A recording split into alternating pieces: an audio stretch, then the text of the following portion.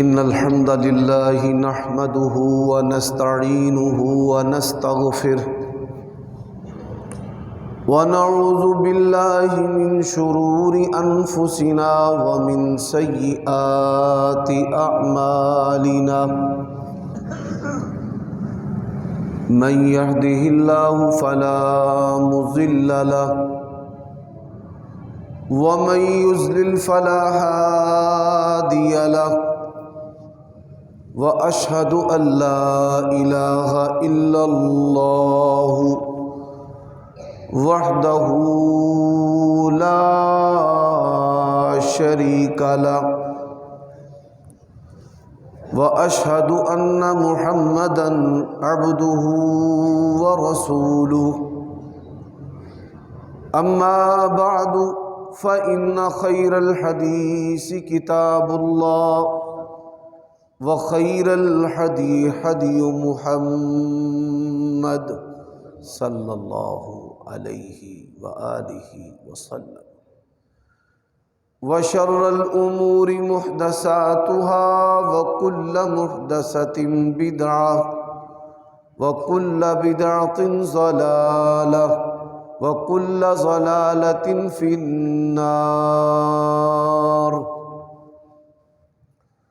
اللهم صل وسلم على نبينا محمد وبارك وسلم وصل عليه أعوذ بالله من الشيطان الرجيم من همزه ونفخه ونفثه قل أوحي إلي أنه استمع نفر من الجن فقالوا إنا سمعنا قرآنا عجبا۔ عیوب اور نقائص سے منزہ اور پاکیزہ، تمام قسم کی حمد و ثنا اللہ وحدہ لا شریک لہ کے لیے، اور درود و سلام شفیع للمذنبین خاتم النبیین رسول کریم رؤوف الرحیم صلی اللہ علیہ وآلہ وسلم کی ذات اقدس پر۔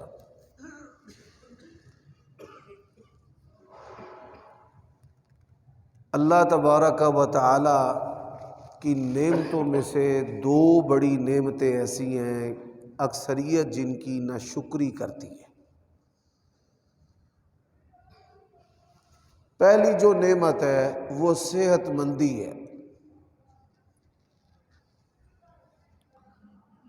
اور دوسری جو نعمت ہے وہ فرصت اور فراغت ہے۔ آپ صلی اللہ علیہ وآلہ وسلم نے فرمایا کہ قیامت کے دن جب حشر قائم ہوگا اور انسان اٹھائے جائیں گے، کوئی بھی فرد و بشر اپنے پاؤں کو تب تک ہلا نہیں سکے گا جب تک اللہ تبارک و تعالی کو چند سوالوں کے جواب نہ دے لے۔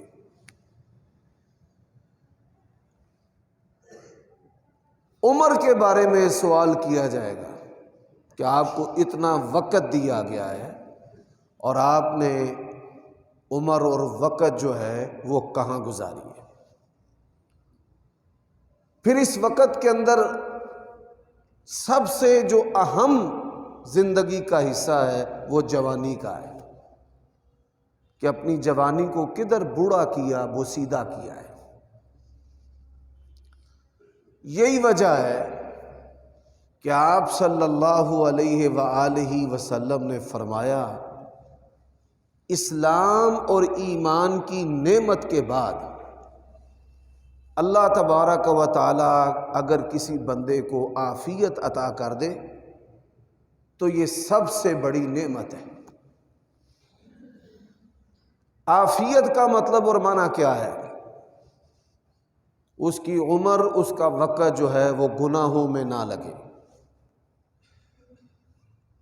مال و دولت جو ہے وہ اسراف میں، گناہ میں نہ لگے،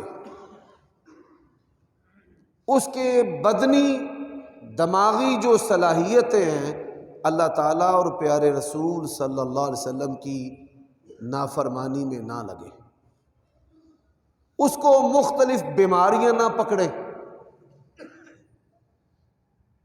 اس پر ایمان کے فتنے نہ آئیں۔ اب ان باتوں کو آپ جمع کر لیں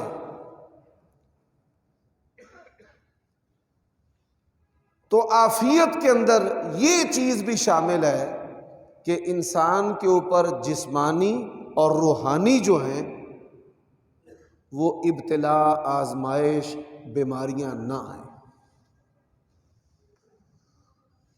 اب اللہ تبارک و تعالیٰ نے ہمارے جسم کو دو چیزوں سے جوڑ کر بنایا ہے، ایک روح ہے، یسألونک عن الروح، اے میرے نبی صلی اللہ علیہ وآلہ وسلم آپ سے روح کے بارے میں سوال کرتے ہیں، کل فرما دیجئے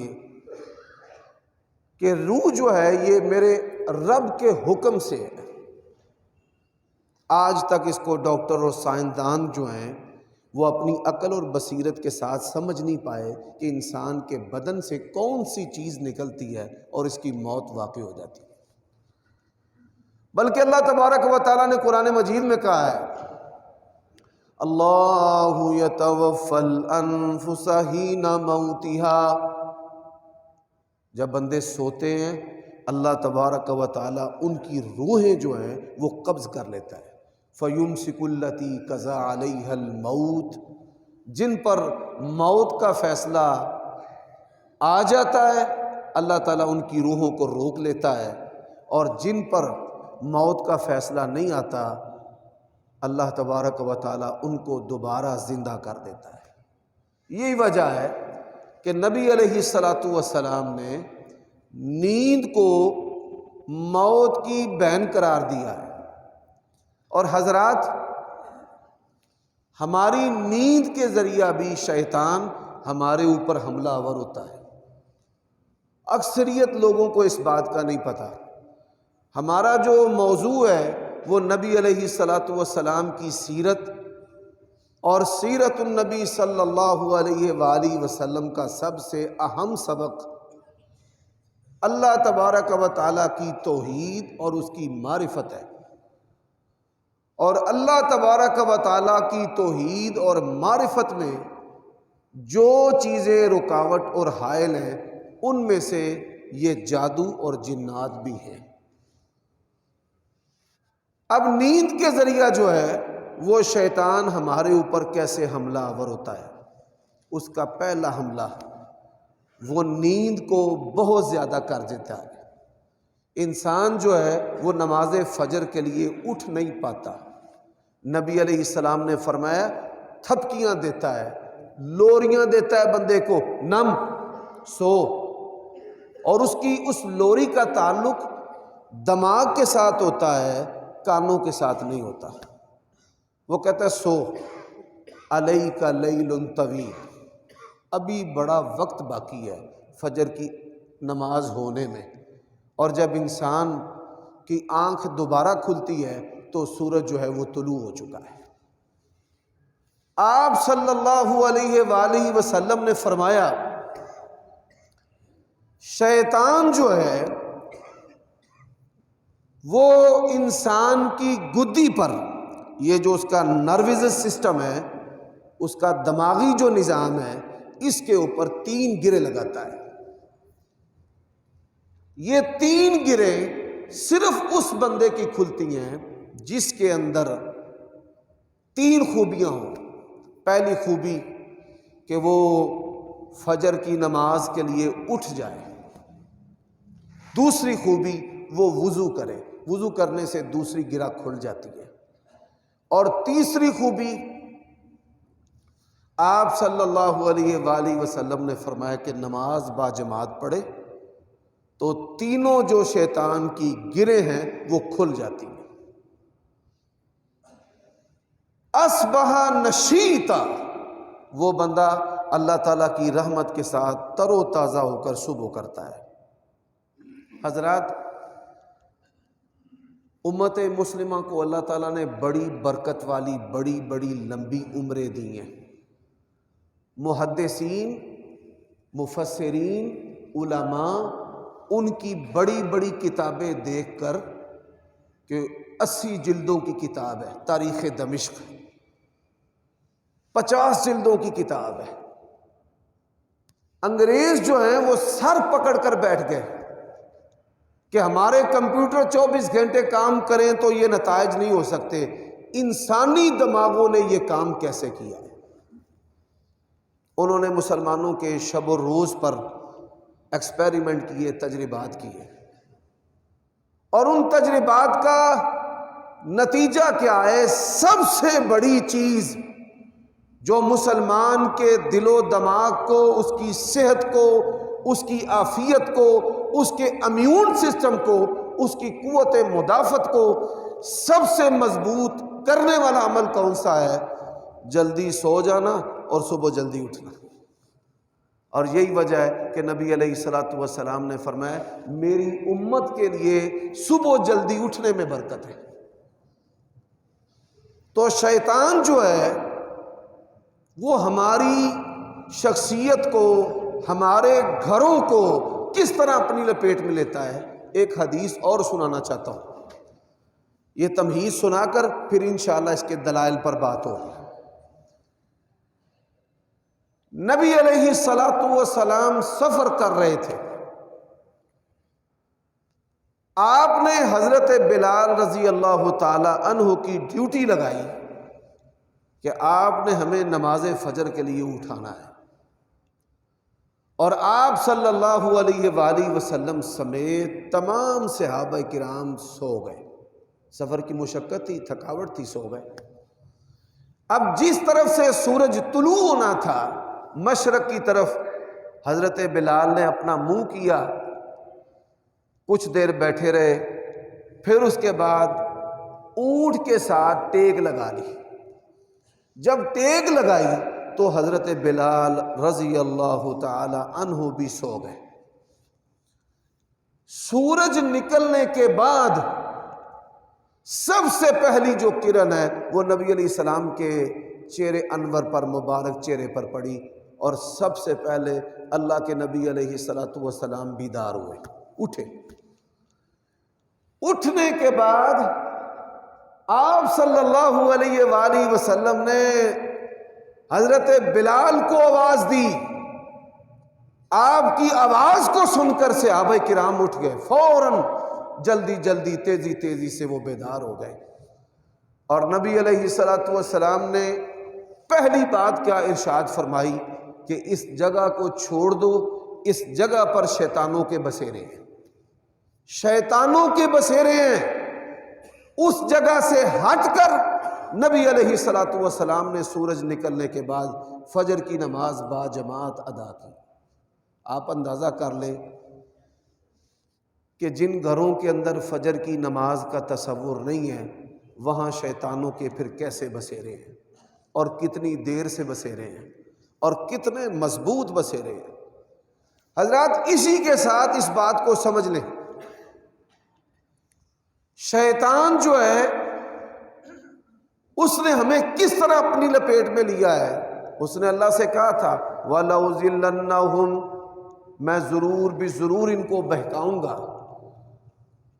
اب ہمارے ہاں لوگ راتوں کو لیٹ سوتے ہیں، کب سوتے ہیں؟ جب تہجد کی اذانیں شروع ہوتی ہیں۔ کب سوتے ہیں؟ جب فجر اس کی اذانیں شروع ہوتی ہیں۔ یہ بات یاد رکھ لیں، جو آدمی رات بلا وجہ دیر تک جاگے گا اس کو مختلف بیماریاں بھی پکڑیں گی، وہ ذہنی مریض بھی ہوگا، اور شیطان جو ہے وہ اس کو اپنی گرفت میں کر لے گا۔ ہمارے پیارے نبی صلی اللہ علیہ وآلہ وسلم کی تعلیم کیا ہے؟ سنیے، آپ نے فرمایا جب مغرب کا وقت ہوتا ہے تو تم اپنے دروازوں کو بند کر لیا کرو، اپنے برتنوں کو ڈھانپ لیا کرو۔ برتنوں کو ڈھانپنے کا حکم دیا ہے، فرمایا اپنے بچوں کو روک لیا کرو۔ شیطان اپنے لاؤ لشکر کے ساتھ اس وقت نکلتا ہے اور اللہ تعالیٰ کی مخلوق اور بندوں کو نقصان پہنچانے کی کوشش کرتا ہے۔ یہی وجہ ہے کہ جب شیطان کھل جاتے ہیں اس وقت سونے کا حکم ہے۔ ان کی شرارتیں جب شروع ہوتی ہیں تو اس وقت سونے کا حکم ہے۔ یہی وجہ ہے کہ شیطانی جتنے بھی کام ہوتے ہیں، یہ دجالی جتنے بھی کام ہوتے ہیں، یہ رات کو ہوں گے۔ شراب و شباب کی مجلسیں، گناہ کی مجلسیں رات کی تاریکی کے اندر کرتے ہیں لوگ۔ اور اللہ تعالیٰ اور اس کے رسول صلی اللہ علیہ وآلہ وسلم نے ہمیں ترغیب کیا دی ہے؟ ہمیں ترغیب کیا دی ہے کہ ہم رات کو جلدی سوئیں اور صبح جو ہے وہ ہم جلدی بیدار ہوں۔ اب آ جائیے اس حوالے سے کہ نبی علیہ السلام پر بھی شیطان جو ہے وہ حملے کرتے تھے۔ یہ بڑا اہم موضوع ہے۔ آپ صلی اللہ علیہ وآلہ وسلم ایک دن نماز پڑھا رہے تھے۔ نماز پڑھاتے پڑھاتے ہی نبی علیہ السلام قیام میں کھڑے تھے تو آپ نے یوں پیچھے کی طرف جو ہے وہ ہٹنا شروع کر دیا۔ جب سلام پھیرا تو آپ صلی اللہ علیہ وآلہ وسلم سے پوچھا گیا کہ یا رسول اللہ صلی اللہ علیہ وسلم، آج آپ نماز میں پیچھے کیوں ہٹے ہیں؟ فرمایا شیطان جو ہے نماز کے دوران آگ لے کر آیا تھا مجھے جلانے کے لیے، اور اپنے آپ کو بچانے کے لیے نبی علیہ السلام نماز پڑھاتے پیچھے ہٹ گئے، اس کے حملے سے بچے۔ اچھا، یہاں پر ایک سوال ہے، شیطان کے حملے سے بچنے کے لیے نبی علیہ السلام کیا پڑھا کرتے تھے؟ آپ صلی اللہ علیہ وآلہ وسلم نے ہمیں تعوذ سکھایا ہے۔ تعوذ کا معنی ہے اللہ تعالیٰ سے پناہ طلب کرنا۔ اب وہ کون سا تعوذ تھا جو نبی علیہ السلام پڑھا کرتے تھے؟ مجھ سمیت آپ میں سے جتنے بھی افراد ہیں، بلا وجہ شیطان ہمارے دماغوں پر حملے کرتا ہے اور ہماری نیند کو چرا لیتا ہے۔ یہ جن لوگوں کو ہارٹ اٹیک ہوتا ہے یا جو لوگ جگر کے کینسر کا شکار ہوتے ہیں، وہ سب سے پہلے بے خوابی کا شکار ہوتے ہیں۔ ان کو نیند ٹھیک سے نہیں آتی، وہ نیند چرا لیتا ہے بندہ بلا وجہ کہ کوئی میرے دماغ میں پریشانی بھی نہیں ہے، اپنے آپ کو مصروف کرنے کی کوشش کرتا ہے، توجہ ہٹانے کی کوشش کرتا ہے، توجہ بٹانے کی کوشش کرتا ہے، لیکن بلا وجہ شیطان اس کی نیند کو چرا لیتا ہے۔ اب ہماری اکثریت جو ہے وہ اس سنت سے بھی ناواقف ہے۔ ہماری اکثریت 99.99% لوگوں کو نہیں پتا کہ اگر کسی بندے کے ساتھ، مرد و عورت کے ساتھ ایسی کیفیت آ جائے تو کیا پڑھنا ہے، نبی علیہ السلام کی کیا سنت ہے۔ حضرات، اسی طرح ہر دوسرے اور تیسرے بندے کے ساتھ ایک شیطانی حملہ ہے۔ سوئے ہوئے سینے کے اوپر دباؤ پڑنا یا کچی نیند کے اندر ایسے جھٹکا لگنا۔ انسان جو ہے سوئے ہوئے کئی دفعہ لوگ چیخ کر اٹھ جاتے ہیں، ڈر جاتے ہیں، بیدار ہوتے ہیں۔ یہ 3 قسم کی علامات ہیں۔ یہ علامات بھی تو اس کا علاج کیا ہے؟ اب میں 3 باتیں، یہ تینوں متروک سنت ہیں، یہ آپ کے سامنے بیان کرنے لگا۔ آپ جب بھی اعوذ باللہ پڑھیں، ایک اعوذ باللہ ہے قرآن مجید جب تلاوت کرنا ہے اس سے پہلے پڑھنی ہے، وَإِذَا قَرَأْتَ الْقُرْآنَ فَاسْتَعِذْ بِاللَّهِ مِنَ الشَّيْطَانِ الرَّجِيمِ، اور ایک وہ اعوذ باللہ ہے جو شیطان کے حملوں سے بچنے کے لیے۔ وہ اعوذ باللہ کون سی ہے؟ میں ہر خطبہ جمعہ کے اندر پڑھتا ہوں، اپنے لیے بھی اور اس لیے پڑھتا ہوں کہ آپ لوگ بھی اس کو یاد کر لیں۔ اعوذ باللہ من الشیطان الرجیم من حمزہ ونفخہ ونفثہ۔ جتنی بھی شیطانی بیماریاں ہیں وہ یہ 3 قسم کی ہیں۔ یہ تینوں چیزیں نبی علیہ الصلوۃ والسلام نے بیان کی ہیں۔ ایک صحابیہ تھی، نبی علیہ الصلوۃ والسلام سے دین اور ایمان سیکھتی رہتی اور عمل کرتی رہتی۔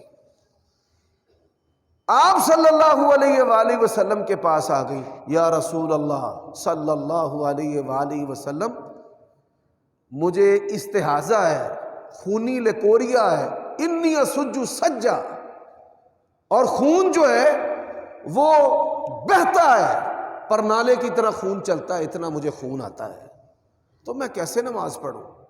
حضرات یہاں جو شادی شدہ لوگ ہیں، میں ان کے لیے ایک بات بیان کرنا چاہتا ہوں۔ لوگ ایسی باتیں ممبر پر بیان نہیں کرتا ہے، لیکن میں اشارتاً، یہ میاں بیوی کے تعلق کے درمیان جو بدبو کا پیدا ہونا ہے، یہ بھی ایک شیطانی عمل ہے، اور اس سے کراہت اور طلاق تک نوبتیں جو ہیں وہ پہنچ جاتی ہیں۔ تو آپ صلی اللہ علیہ وآلہ وسلم نے فرمایا، انما ہی رکضۃ من الشیطان، یہ شیطان نے تجھے کچوکا مارا ہے، اس نے تجھ پر حملہ کیا ہے، شیطان کے حملے کی وجہ سے یہ تیرے اندر بیماری پیدا ہوگی۔ تو اللہ کے بندو، یہ جتنی بھی بیماریاں ہیں جن پر آپ انگریزوں کی بنائی ہوئی دوائیاں کھاتے ہیں، یہ جو بیماریاں ہیں ان کی اصل وجہ خلاف سنت دن و رات بسر کرنا اور شیطان کا ہمارے دماغ کے نظام کے اوپر حملہ کر دینا اور اپنے پنجے گاڑ لینا۔ اب سب سے پہلی چیز کیا ہے، آپ ذرا غور کیجئے۔ اللہ تبارک و تعالیٰ نے قرآن مجید کے اندر اتنے طاقتور الفاظ بیان کیے ہیں، دنیا کا کوئی جادوگر، کوئی شیطان جو ہے ان کا مقابلہ نہیں کر سکتا، اتنے طاقتور کلمات ہیں۔ اور اللہ تعالیٰ نے اپنے پیارے نبی کو پڑھنے کا حکم دیا ہے۔ سورۃ المؤمنون کی 2 آیتیں ہیں، اور شروع کہاں سے ہوتی ہیں؟ وَقُلْ، اے میرے نبی آپ پڑھیں۔ شعور رکھنے والے مسلمانوں کو پتا ہے کہ قرآن مجید میں جہاں پر بھی کل آتا ہے، اللہ تعالیٰ تاکید کے ساتھ اپنے نبی کو حکم دیتے ہیں کہ آپ نے ضرور بالضرور اس کام کو کرنا ہے۔ تو کل، اے میرے نبی آپ پڑھیں، یہ بھی مردہ سنت ہے۔ ہم دیکھیں کیسے مسلمان ہیں، مصیبتوں میں، پریشانیوں میں، جادو جنات میں جکڑے ہوئے ہیں، ڈاکٹروں کے پاس جاتے ہیں، وہ ہمارے ٹیسٹ کرتے ہیں، اور ٹیسٹ کرنے کے بعد وہ کہتے ہیں جی کوئی مرض نہیں ہے، لیکن بندے چیختے ہیں، روتے ہیں کہ نہیں ہمیں مرض ہے، ہمیں تکلیف ہے۔ مرگی جیسے جو امراض ہیں، امت کے اندر بڑے بڑے علماء گزرے ہیں جنہوں نے باقاعدہ طور پر ہمیں بتایا ہے کہ یہ بیماریاں جو ہیں یہ شیطانی بیماریاں ہیں، یہ جسمانی بیماریاں نہیں ہیں۔ ان علماء کے اندر حافظ ابن قیم رحمہ اللہ کی جو طب نبوی ہے، اردو کے اندر ترجمے کے ساتھ موجود ہے۔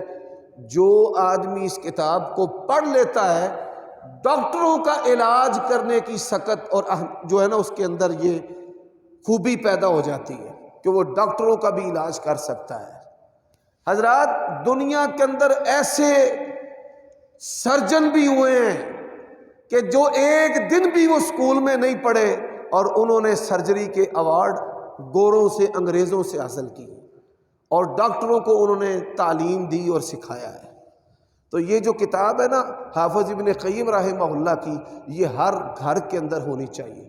حافظ ابن قیم رحمہ اللہ امت کے ان علماء میں سے ایک عالم ہیں کہ جنہوں نے روحانی اور جسمانی بیماریوں کے اوپر لکھا ہے، ان کا علاج بھی لکھا ہے، اور ان کے بارے میں دوائیاں بھی بتائی ہیں۔ اور طب نبوی جو ہے وہ انتہائی بہترین کتاب ہے، یہ ہر پڑھے لکھے بندے کے پاس ہونی چاہیے۔ یہ جو مرگی کا مرض ہے یہ بھی شیطانی امراض میں سے ایک مرض ہے، جگر کا جو کینسر ہے یہ بھی شیطانی امراض میں سے ایک مرض ہے، دماغی جو امراض ہیں یہ بھی اس کے اکثر امراض جو ہیں یہ شیطانی مرضوں میں سے مرض ہے۔ تو اللہ تبارک و تعالیٰ نے اپنے پیارے نبی کو کیا پڑھنے کا حکم دیا ہے سنیے۔ اور سبحان اللہ، دنیا کے سب سے بڑے سائنسدان، بلکہ سائنسدانوں کے بھی باپ جو ہیں وہ جناب محمد الرسول اللہ صلی اللہ علیہ وسلم، آپ صلی اللہ علیہ وآلہ وسلم نے فرمایا جب چھینک آئے تو الحمدللہ کہے۔ میڈیکل سائنس کیا کہتی ہے کہ جب چھینک آتی ہے تو باڈی جو ہے مہلک جان لیوا جو وائرس ہوتے ہیں ان کو ایگزاسٹ کرتی ہے، زبردستی باہر پھینکتی ہے۔ چھینک جو ہے تو فرمایا کہ جب چھینک آئے تو کیا کہنا ہے؟ الحمدللہ۔ نبی علیہ السلام نے فرمایا جو بندہ ان دو چیزوں حدیثوں کے اندر اپنی زندگی گزارتا ہے وہ بڑی بیماریوں سے بچ جاتا ہے۔ اللہ کے نبی علیہ السلام نے فرمایا جب تم میں سے کسی کو جمائی آئے، جنہوں اسی بس ہی آنے ہیں، فرمایا جب تم میں سے کسی کو جمائی آئے، سب ایک دفعہ پڑھے صلی اللہ علیہ وآلہ وسلم۔ ایسی مہربان شخصیت ہیں، چھوٹی چھوٹی ادائیں اور ایسے پیارے پیارے ٹپس ہیں کہ جس کے اندر ہماری ایمان اور صحت اور بدن کی عافیت ہے۔ فرمایا جب تم میں سے کسی کو جمائی آئے فَلْيَكْظِمْ مَا اسْتَطَاعَ، اس کے اندر جتنی بھی طاقت ہو وہ جمائی کو روکے۔ اب ہم کیا کرتے ہیں؟ ایسے منہ اٹھا کے جمائیاں کر رہے ہیں اور ہم سکون محسوس کرتے ہیں۔ اللہ کے نبی علیہ السلام نے روکنے کا حکم دیا ہے۔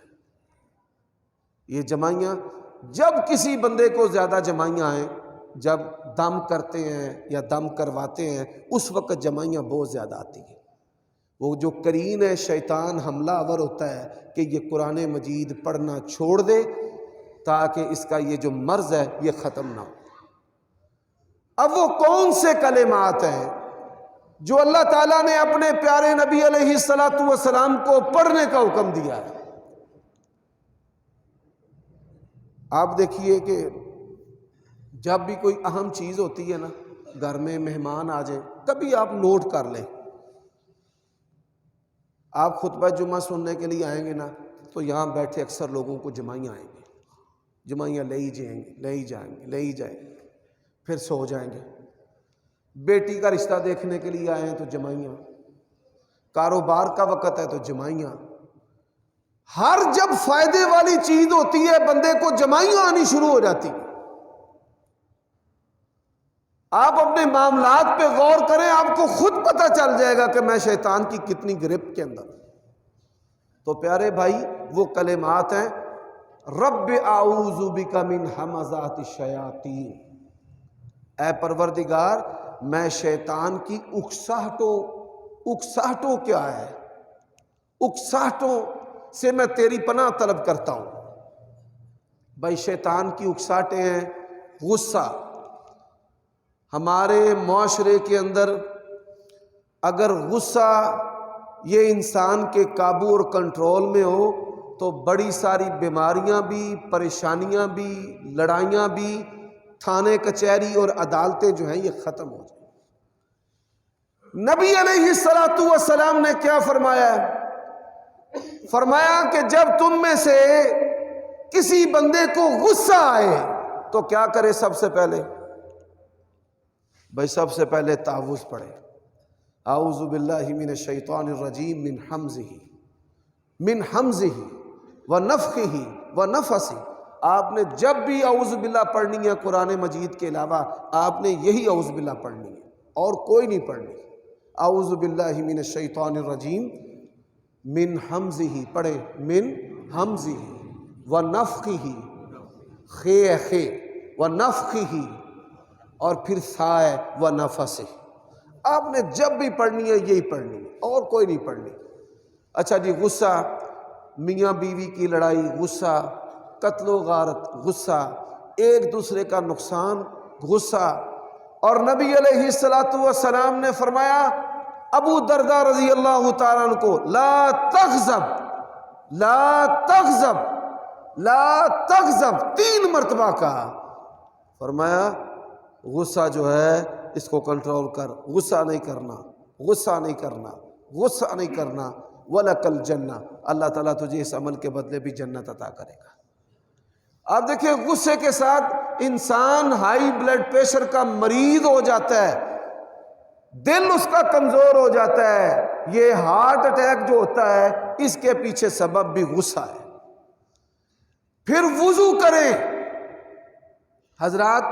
وضو کرنے کے ساتھ انسان کے جو اعضائے رئیسہ ہیں ان اعضائے رئیسہ جو ہیں ان کو تقویت ملتی ہے. یہ سائنسدان جو کافر سائنسدان ہیں انہوں نے وضو پر تحقیق کر کے کہا ہے کہ ہم وضو کے دوران اپنے چہرے کو دھوتے ہیں، پھر ہم یہ جو عمل ہے اس عمل کے ذریعہ بھی کئی بیماریاں انسانی وجود سے ختم ہوتی ہیں. اور یہ عمل ہمیں کس نے بتایا ہے؟ محمد الرسول اللہ صلی اللہ علیہ وسلم. یہ انگلیوں کے درمیان خلال کرنے سے، یہ ناک کی ہڈی کو ملنے سے، اس کے کیا فوائد ہیں؟ نبی علیہ السلام نے فرمایا کہ شیطان جو ہے وہ ناک کی نرم ہڈی پر رات گزارتا ہے. ادھر گند ہوتا ہے نا، ہوا کے ذریعہ یہاں پر جمع ہوتا ہے، تو شیطان ادھر گندی جگہ پر. شیطان اتنا خبیث ہے، اللہ اس رجیم کے شر سے ہمیں بچائے. جب نماز میں انسان کھڑا ہوتا ہے تو نبی علیہ الصلوۃ والسلام نے فرمایا اس کے جو پشت ہے، الیتین ہے، اس کی پشت ہے، پخانے والی جگہ، اس کے سوراخ پر پھونکے مارتا ہے. اس کے سوراخ پر کیا مارتا ہے؟ پھونکے مارتا ہے. اسی طرح نبی علیہ الصلوۃ والسلام نے فرمایا جب انسان واش روم کے اندر جاتا ہے تو یلعب بمقاعد بنی آدم، فرمایا یہ انسانوں کی شرمگاہوں سے کھلواڑ کرتے ہیں. اور جب تم میں سے کوئی اپنی بیوی کے قریب جائے تو کیا پڑھے؟ بسم اللہ اللہم جنبنا شیطان و جنب الشیطان ما رزقتنا. کہ میاں بیوی کے تعلق میں بھی ہم کس سے اللہ تعالیٰ کی پناہ طلب کرتے ہیں کہ شیطان کے شر سے اللہ ہمیں بچا لے. حضرات تو شیطان جو ہے اس کو گالیاں دینا بھی علاج نہیں ہے. ایک صحابی نے شیطان کو گالیاں دینی شروع کر دی. فرمایا نہیں، اس مردود سے پناہ طلب کرنی ہے تو کس کی پناہ طلب کرنی ہے؟ اللہ تعالیٰ کی. جیسے حج کے دوران جو جمرات ہیں ان کو تو کنکریاں مارنی ہے، ایک مسنون عمل، لیکن لوگ وہاں پر جوتے اور اینٹیں مارتے ہیں اپنے غصے کو، غیظ کو نکالنے کے لیے. تو شیطان کی جو اکساہٹیں ہیں ان اکساہٹوں کے اندر پہلی چیز غصہ ہے، دوسری چیز مایوسی ہے. دیکھیں ایک بہت بڑے عالم دین ہے پاکستان کے، مذہبی گھرانہ ہے، ان کے جوان بیٹے نے خودکشی کر لی. لوگ خودکشیاں کرتے ہیں، یہ بھی شیطان کی اکساہٹ ہے. اللہ تعالیٰ نے قرآن مجید میں کیا کہا ہے؟ لا تیأسوا من روح اللہ. بھائی اگر مال کی، دنیا کی ضرورت ہے نا تو کبھی بھی اللہ کی رحمت سے نا امید نہ ہونا. اور اگر تم نے بڑے گناہ کر لیے ہیں، زمین کے برابر بھی تمہارے گناہ ہیں، تو لا تقنطوا من رحمت اللہ، اللہ تعالیٰ کی رحمت سے نا امید نہیں ہونا. نا امیدی 2 طرح کی ہوتی ہے. ایک نا امیدی ہوتی ہے کہ میں نے گناہ ہی اتنے بڑے کیے ہیں کہ معافی نہیں ہونے، اور ایک نا امیدی ہوتی ہے کہ میں مانگ مانگ کے تھک چلا ہوں، اللہ میری حالت ہی نہیں بدلتا پیا. تو فرمایا لا تیأسوا من روح اللہ. آج آپ اور میں ہم جو مانگ رہے ہیں نا، اللہ کی قسم ہے اس مانگ کو اللہ تعالیٰ نے ہماری نسلوں کے لیے بھی باقی رکھنا ہوتا ہے. ہمارے بڑوں نے دعائیں کی ہیں، ہم ان کے ثمرات اور پھلوں کو کھا رہے ہیں، اور ہم جو دعائیں کریں گے ان کے ثمرات اور پھل ہماری نسلیں کھائیں گے. تو کبھی بھی مایوس نہیں ہونا چاہیے، یہ بات ذہن میں رکھ لیں. شیطان غصہ ڈالتا ہے، شیطان مایوسی ڈالتا ہے. تو اللہ تعالیٰ نے ان دونوں چیزوں کے بارے میں خبردار کیا. رب اعوذ بک من ہمزات الشیاطین واعوذ بک رب ان یحضرونی، اے اللہ میں تیری پناہ طلب کرتا ہوں کہ شیطان جو ہے وہ میرے پاس آ جائے، موجود ہو، میرے معاملات کے اندر شامل ہو۔ حضرات آپ ایک بڑی حیران کن ابھی بات سننے والے ہیں، امت مسلمہ کا کوئی بھی بچہ جب دنیا میں پیدا ہوتا ہے نا، کوئی مسلمان، کوئی انسان جب دنیا میں پیدا ہوتا ہے نا، تو حدیث کے اندر ہے جامع ترمذی کے اندر کہ شیطان ایک چیلا جو ہے وہ اس کے ساتھ لگا دیتا ہے، اپنا ایک جو شتنبڑا ہے وہ اس کے ساتھ لگا دیتا ہے۔ فرمایا اللہ تبارک و تعالی ہر مسلمان کے ساتھ دائیں طرف محافظ فرشتہ مقرر کر دیتا ہے، محافظ فرشتہ۔ شیطان لمحہ بلمحہ اس بچے کی پہلے جان لینے کی کوشش کرتا ہے، جان لینے کی کوشش کرتا ہے لمحہ بلمحہ، کہ یہ مر جائے، بیماری سے مر جائے، بھوکا مر جائے، ماں کے نیچے آ کر مر جائے، پہلے تو اس کی جان لینے کی کوشش کرتا ہے۔ فرمایا اللہ تبارک و تعالیٰ کے فرشتے حفاظت کرتے ہیں، شیطانوں کے شر سے اس کو بچاتے ہیں۔ پھر حملے کیا کرتا ہے؟ بچوں سے چوریاں کرواتا ہے، ان کے اخلاق کو بگاڑنے کے لیے ان سے جھوٹ ملواتا ہے، بچوں کے سامنے ماں باپ کے عیبوں کو کھول دیتا ہے۔ اتنا خناس بدبخت ہے یہ شیطان کہ بچوں کے سامنے میاں بیوی کے جو تعلقات ہیں ان کو بھی یہ ظاہر کر دیتا ہے غیر متوقع طور پر۔ تو یہ دیکھیں شیطان کے حملے کیسے ہیں۔ تو میرے بھائیوں پھر کیا ہے، جب جوان ہوتا ہے، اللہ تعالیٰ نے ہمیں اپنی ماں باپ کی شرمگاہ سے پیدا کیا ہے، ہماری یہ اوقات ہے ان کے سامنے، لیکن جب جوان ہوتا ہے تو ان کے دماغوں کے اندر یہ بات ڈالتا ہے تیرا پیو نہیں چنگا، تیری ماں نہیں ٹھیک۔ ماں کے بارے میں بلا وجہ نوجوان لڑکوں کے ذہنوں کے اندر شک ڈالنا۔ حضرات شیطان پھر یہاں پر بھی نہیں چھوڑتا، پھر جو ہے اس کے اندر بہن بھائیوں سے حسد ڈالتا ہے۔ ایک ہی بستر پہ لیٹنے والے اور ایک ہی ماں کا دودھ پینے والے سگے بہن بھائی ایک دوسرے کے جان کے دشمن ہو جاتے ہیں، ایک دوسرے کو برداشت نہیں کر پاتے۔ یہاں بھی نہیں چھوڑتا، جب شادی ہوتی ہے تو شادی کے بعد وہ عورت بڑی اچھی ہے، وہ بڑی پیاری ہے، وہ ایسے ہے، اور پوشیدہ جنسی شرارتیں بڑے بڑے بندوں کے اندر شیطان ڈال دیتا ہے۔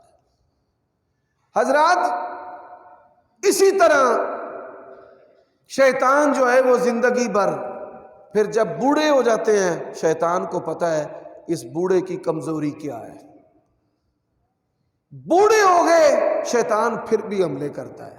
تو پیارے بھائیوں وقت جو ہے وہ ہوا چاہتا ہے، میں 4 قسم کے کلمات آپ کو بتانا چاہتا ہوں۔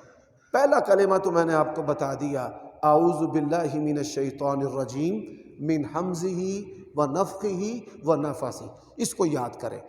کوئی عورت اپنی طرف کھینچے، گناہ اپنی طرف کھینچے تو آپ نے اس کو پڑھنا ہے۔ دوسرا وظیفہ رب اعوذ بک من ہمزات الشیاطین واعوذ بک رب ان یحضرون۔ پھر تیسرا جو کلمہ ہے یہ بڑا اہم کلمہ ہے، یہ دماغ کی صحت کے لیے ضروری ہے، یہ شیطانوں کے حملوں سے بچنے کا بہترین علاج ہے۔ وہ کلمہ کون سا ہے؟ اعوذ بکلمات اللہ التامہ، میں اللہ تعالیٰ کے تمام کلمات سے پناہ طلب کرتا ہوں۔ یہ اس کا بڑا ہی وزن ہے، وہ شافی ہے، وہ قہار ہے، وہ جبار ہے، وہ بدیع ہے، وہ طاقتوں کا ماخذ و منبع ہے، کوئی چیز جو ہے اس کے سامنے پر نہیں مار سکتی۔ وہ جس سے چاہے جو مرضی سوال کرے، اس سے کوئی کچھ پوچھنے والا نہیں، اس کا ہر فیصلہ عدل ہے۔ اعوذ بکلمات اللہ التامہ من غضبہ، من غضبہ، میں اللہ تیرے کلمات کے ساتھ تجھ سے پناہ طلب کرتا ہوں، کہیں تو مجھ پر غصے پر تو نہیں، یا اللہ تو میرے نال ناراض تے نہیں؟ کیوں؟ انسان کی نیند اس وجہ سے بھی چھن جاتی ہے کہ انسان سے اللہ ناراض ہوتا ہے۔ تو یا اللہ میں سب سے پہلے نا تیرے غصے سے نا میرے نال صلح کر لے۔ یا اللہ پہلا ترلا ہے وے میں بڑا نکما نلیک ردی قسم دا بیکار بندہ ہاں، اللہ تو میرے نال صلح کر لے۔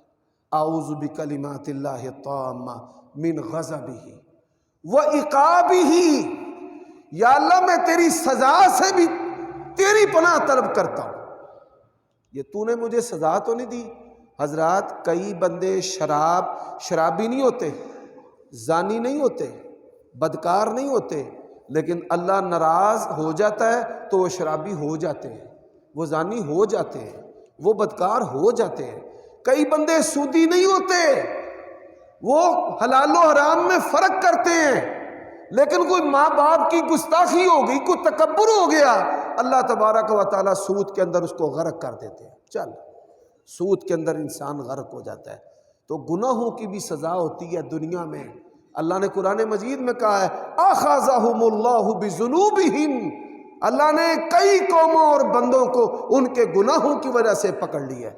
اگر آپ کے اندر کوئی گناہ پہلے نہیں تھا، اب آیا ہے، اپنے اعمال کا محاسبہ کریں کہ آپ نے کون سا ایسا گناہ کیا ہے کہ جس کی سزا کی پاداش کے اندر آپ سے اتنا بڑا گناہ ہو گیا۔